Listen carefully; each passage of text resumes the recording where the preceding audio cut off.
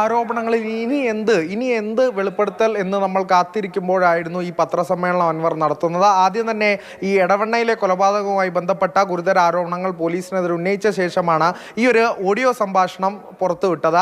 അതായത് പേര് വെളിപ്പെടുത്താൻ ആഗ്രഹമില്ലാത്ത ഒരു പോലീസ് ഉദ്യോഗസ്ഥനാണെന്ന് പറഞ്ഞാണ് അൻവർ ഈ ഒരു ഓഡിയോ സംഭാഷണം കേൾക്കുന്നത്. തുടക്കത്തിൽ തന്നെ സോളാർ കേസുമായി ബന്ധപ്പെട്ട ആരോപണങ്ങൾ, നേരത്തെ നമ്മൾ കഴിഞ്ഞ മണിക്കൂറിലൊക്കെ പറഞ്ഞതുപോലെ തന്നെ പരാതിക്കാരിയുമായി ബന്ധപ്പെട്ട കാര്യങ്ങൾ ഉൾപ്പെടെ തന്നെ വെളിപ്പെടുത്തുന്നു.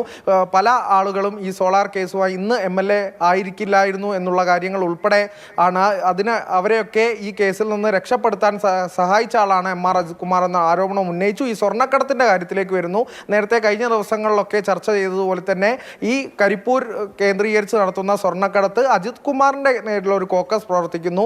ഇവർ ഉൾപ്പെടെ അല്ലാതെ മറ്റാര് സ്വർണം കടത്തിയാലും പോലീസ് പിടികൂടും, എയർപോർട്ടിന് പുറത്ത് വെച്ച് പിടികൂടും, അത് സുജിത് ദാസ് പിടികൂടും എന്നുള്ള വിവരമാണ് നൽകിയത്. അതിന് പിന്നാലെയാണ് ഈ കേരളത്തിലെ പ്രമുഖരുടെ എല്ലാം ഫോൺ കോളുകൾ ചോർത്തുന്നുണ്ട്. മുഖ്യമന്ത്രിയുടെ ഓഫീസിൻ്റെയും ഫോൺ കോളുകൾ വരെ ഈ സംഘം ചോർത്തുന്നു എന്നുള്ളത് തന്നെയാണ്. അതിനായി ഒരു പ്രത്യേക ഉദ്യോഗസ്ഥ സംഘം പ്രവർത്തിക്കുന്നു, സൈബർ സെല്ലിലെ ഉദ്യോഗസ്ഥ ടീം പ്രവർത്തിക്കുന്നു എന്നുള്ള കാര്യം അൻവർ നേരത്തെ സൂചിപ്പിച്ച കാര്യമാണ്, നേരത്തെ ആരോപിച്ച കാര്യം. അതിനെ സാധൂകരിക്കുന്ന തരത്തിലുള്ള ഒരു ഓഡിയോ സംഭാഷണമാണ് ഈ പോലീസ് ഉദ്യോഗസ്ഥൻ, പേര് വെളിപ്പെടുത്താത്ത പോലീസ് ഉദ്യോഗസ്ഥൻ വെളിപ്പെടുത്തിയിരിക്കുന്നത് എന്നുള്ളത് തന്നെയാണ്. നേരത്തെ നമ്മൾ പറഞ്ഞതുപോലെ തന്നെ വെറും ഒരു ഓഡിയോ സംഭാഷണത്തിൻ്റെ, കേവലം ഒരു ഓഡിയോ സംഭാഷണത്തിൻ്റെ കേന്ദ്രീകരിച്ച് മാത്രമാണോ അൻവറിൻ്റെ ആരോപണം എന്ന് നമ്മൾ കരുതിയിരിക്കുന്നിടത്താണ് പുതിയ ഒരു പേര് വെളിപ്പെടുത്താത്ത കൂടുതൽ തെളിവുകളുണ്ടെന്ന് അൻവർ പറയുന്ന അത് ശരിവെച്ചുകൊണ്ട് കൂടുതൽ തെളിവുകൾ കൂടി അൻവർ സ്ഥിതിക്ക് അന്വേഷണമൊക്കെ ആ നിലയ്ക്ക് പോകുമല്ലോ എന്ന് പ്രതീക്ഷിക്കാമല്ലോ. കാരണം അൻവറിന്റെ കൈവശമാണ് ഈ രേഖകൾ ഉള്ളത്.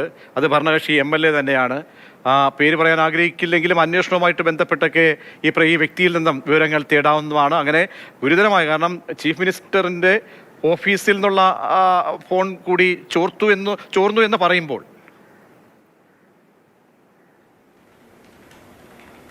അതെ, അത്തരത്തിൽ തന്നെ അൻവർ വ്യക്തമാക്കിയെന്നുമാണ്. ഇത് പേര് വെളിപ്പെടുത്താൻ ആഗ്രഹിക്കുന്നില്ല, ഞാനും ആ പേര് വെളിപ്പെടുത്തുന്നില്ല എന്നുള്ള കാര്യമാണ് അൻവർ പറഞ്ഞത്. ഏതെങ്കിലും തരത്തിലുള്ള അന്വേഷണമായി വന്നാൽ അന്വേഷിച്ച് കണ്ടുപിടിക്കേണ്ട, അന്വേഷണവുമായി സഹകരിക്കുമെന്ന കാര്യം തന്നെയാണ് പറഞ്ഞത്. പക്ഷേ ഈ ആരോപണങ്ങളിലേക്ക് നമ്മൾ വരുമ്പോൾ അൻവർ ആരോപിച്ച കാര്യങ്ങളിലേക്ക് ശരിവെക്കുന്ന തരത്തിലുള്ള, അത് സാധൂകരിക്കുന്ന തരത്തിലുള്ള ഫോൺ കോളാണ്. ആദ്യം സുജിത് ദാസ് SP-യുമായുള്ള സംഭാഷണം പുറത്തുവിടുന്നു. ഇന്നത്തേത് ഉൾപ്പെടെ ഈ പേര് പറയാത്ത പോലീസ് ഉദ്യോഗസ്ഥർ ഉൾപ്പെടെ പറഞ്ഞ കാര്യങ്ങൾ ഏറ്റവും ഗൗരവമേറിയതാണ്. അത് ഈ അന്വേഷണത്തിൽ ഉൾപ്പെടെ, ഇപ്പോൾ ഉത്തരവിട്ടിരിക്കുന്ന ഈ അന്വേഷണത്തിൽ ഉൾപ്പെടെ വിധേയമാകേണ്ട കാര്യമാണ് എന്നുള്ളത് തന്നെയാണ് ഏറ്റവും പ്രധാനമേറിയ കാര്യമാണ്. മുഖ്യമന്ത്രിയുടെ ഓഫീസിനെയും ഫോൺ വെളിപ്പെടുത്തലുകളാണ് അൻവറുമായി ബന്ധപ്പെട്ടിപ്പോൾ നമ്മൾ കേരളം കേൾക്കുന്നത്. മുഖ്യമന്ത്രിയുടെ ഓഫീസിലെയും മുഖ്യമന്ത്രിയുടെയും ഫോൺ ചോർത്തി എന്ന ഗുരുതരമായിട്ടുള്ള ആരോപണം.